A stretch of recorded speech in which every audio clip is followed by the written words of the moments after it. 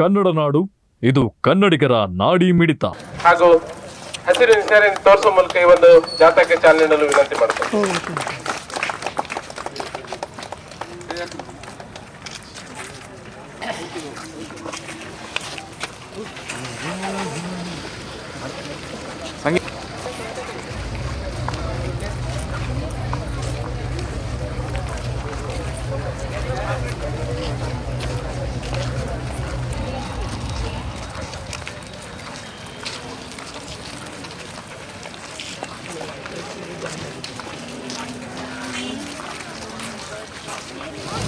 ಜಿಲ್ಲಾ ಆಡಳಿತ, ಜಿಲ್ಲಾ ಪಂಚಾಯತ್, ಜಿಲ್ಲಾ ಆರೋಗ್ಯ ಮತ್ತು ಕುಟುಂಬ ಕಲ್ಯಾಣ ಇಲಾಖೆ, ಜಿಲ್ಲಾ ಆಶಾ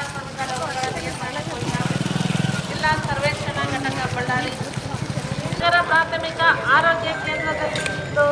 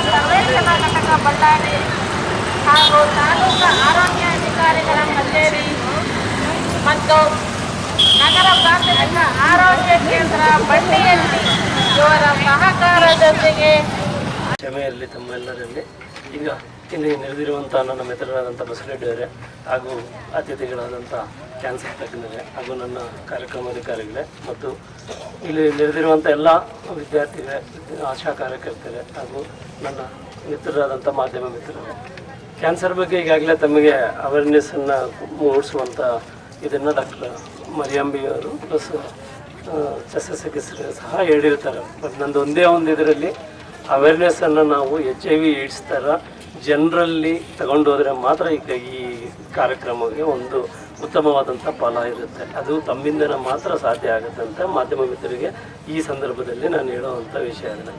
ಯಾಕಂದರೆ ಜನರಲ್ಲಿ ಯೂಶಲಿ ಕೆಟ್ಟ ಚಟಗಳಂತ ಹೇಳ್ತಾ ಇದ್ದಾರೆ. ಅದನ್ನಲ್ಲಿ ನಾವು ಏನೇ ಹೇಳಿದ್ರೂ ಅವರು ಮಾಡುವಂಥ ಅಭ್ಯಾಸಗಳನ್ನು ಅವರು ಬಿಡೋಲ್ಲ ಅದನ್ನು.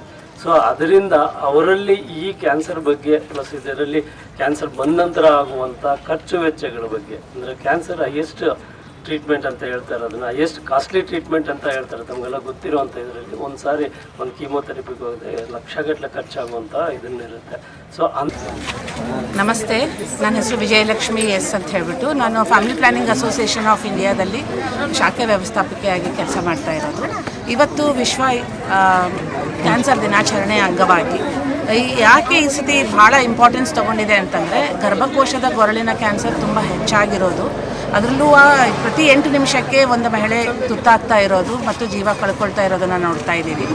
ಸೊ ಹಾಗಾಗಿ ಈ ಒಂದು ಸಂದರ್ಭದಲ್ಲಿ ಪ್ರತಿಯೊಬ್ಬರಿಗೂ ಸ್ಕ್ರೀನಿಂಗ್ ಆಗಬೇಕು ಅಂತ, ಪ್ಯಾಪ್ಸ್ಮೇರ್ ಆದರೂ ಆಗಬೇಕು, ಇಲ್ಲಾಂದರೆ HPV DNA ಟೆಸ್ಟ್ ಆದರೂ ಆಗಬೇಕು. ಈ ಮೂಲಕ ನಾವು ಸರ್ಕಾರದ ಜೊತೆಗೆ ಕೈ ಜೋಡಿಸುತ್ತಾ ಈ ಕಾರ್ಯಕ್ರಮವನ್ನು ನಾವು ಫ್ರೀಯಾಗಿ ಮಾಡ್ತಾ ಇದ್ದೀವಿ. ಹಾಗೆ ಲಸಿಕೆಯನ್ನು ಸಿಗ್ತಾ ಇರೋದು ಮಕ್ಕಳಲ್ಲಿ ಮತ್ತು ಮಹಿಳೆಯರಲ್ಲಿ ಲಸಿಕೆ ಹಾಕಿಸ್ಕೊಳ್ಳೋದು ಅನಿವಾರ್ಯ ಆಗಿರೋದನ್ನು ತಿಳ್ಕೊಬೇಕಾಗಿದೆ. HPV ಮತ್ತು ಸ್ಕ್ರೀನಿಂಗ್ ಆಗಬೇಕು ಹಾಗೂ ಲಸಿಕೆ ಹಾಕಿಸ್ಕೋಬೇಕಂತ ವಿನಿಸ್ಕೊಳ್ತಾ ಇದ್ದೀವಿ. ನೀವಿನ್ನು ಕನ್ನಡ ನಾಡು ವಾಹಿನಿಯನ್ನ ಸಬ್ಸ್ಕ್ರೈಬ್ ಮಾಡಿಕೊಂಡಿಲ್ವಾ? ಈಗಲೇ ಸಬ್ಸ್ಕ್ರೈಬ್ ಮಾಡಿ, ಬೆಲ್ ಐಕಾನ್ ಅನ್ನ ಒತ್ತಿ ನೋಟಿಫಿಕೇಶನ್ಗಳನ್ನ ಪಡೆಯಿರಿ.